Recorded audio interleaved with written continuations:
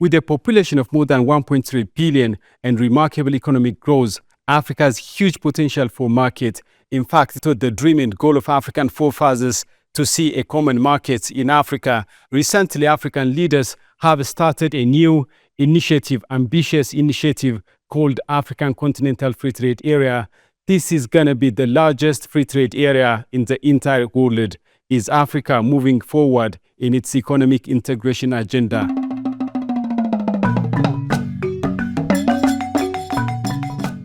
My guest for today is Lennox Yaki, who is business and financial journalist working for African Business. We are reaching Lennox via Zoom. He is in Nairobi, Kenya today.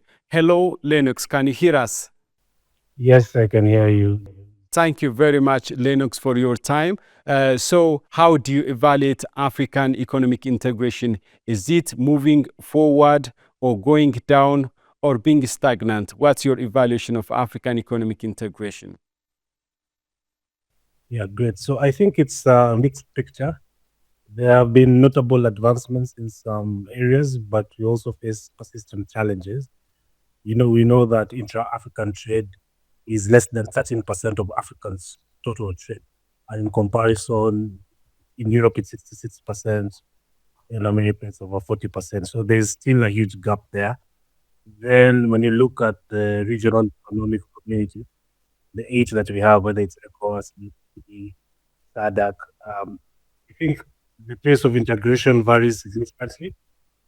And then also in some areas like trade liberalization, you find some blocks are more advanced than others, and also in free movement. So in the EAC, a good story is that it's very easy to travel within the East African community as an African citizen. So that's an example of some of the good things happening.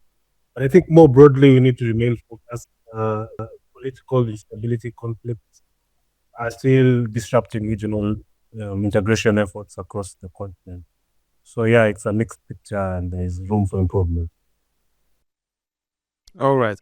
To enhance economic integration between African states, recently African leaders have started a new ambitious initiative called African Continental Free Trade Area.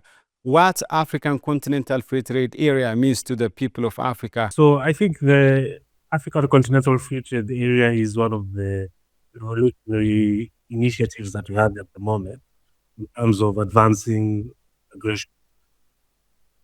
They say the economic report on Africa from the ECA, they say that it will boost African trade to 45% from 15%. So that means there'll be more production within Africa, more jobs within Africa, higher economic growth within Africa. In terms of the sectors that will benefit, agriculture is one that is likely to benefit greatly. And that's great for African people because a lot of Africans work on the farms. So we will see probably job creation there. Also, the development of what we call regional value chains. It is essentially saying I'm going to, for example, grow my cocoa in Ghana, process it in a neighboring country, and then export it in another country. So just bringing markets together. In your opinion, do you think African Continental Free Trade Area is something achievable? Yes, absolutely. I think it's very great that we are thinking big as Africa. You can never ascend higher than your goals. So it's good to have great goals. I think what we need is committed, strong leadership. The good news is that there's been a mindset shift. We are seeing policymakers recognizing that greater trade is not just about eliminating tariffs. It's also about dealing with, points of dealing with harmonizing regulations and custom procedures, and actually making it easier for Africans to travel within Africa. I think we still need to see a bit more work on our transportation and logistics network. This is one of the biggest barriers to trade in Africa. And also we need to integrate our capital markets, to enable companies to raise funds across the continent, so our stock exchanges should be integrated and to allow actually companies to raise capital in local currency. And of course, at the end of the day, it's about leadership. So this needs to become an intentional political project, and leaders need to know that. African Continental Free Trade Area is investment in the future of. Mhm.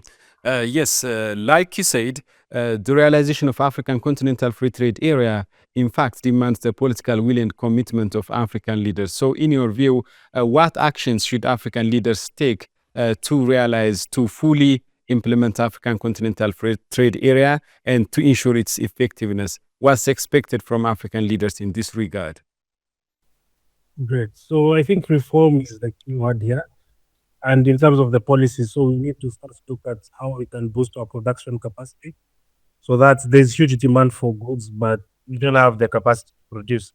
So whether we look at special economic zones, support for small and medium enterprises in areas like agro-processing, pharmaceuticals, renewable energy. I think on a regional level, we need to build on the success of the existing regional economic communities, and we need to promote the free movement of people, goods, and capital. So initiatives like the single African air transport market or the Pan-African payment and settlement system could help in that regard. And then I think finally we also need to critically think about the social dimensions of the free trade area.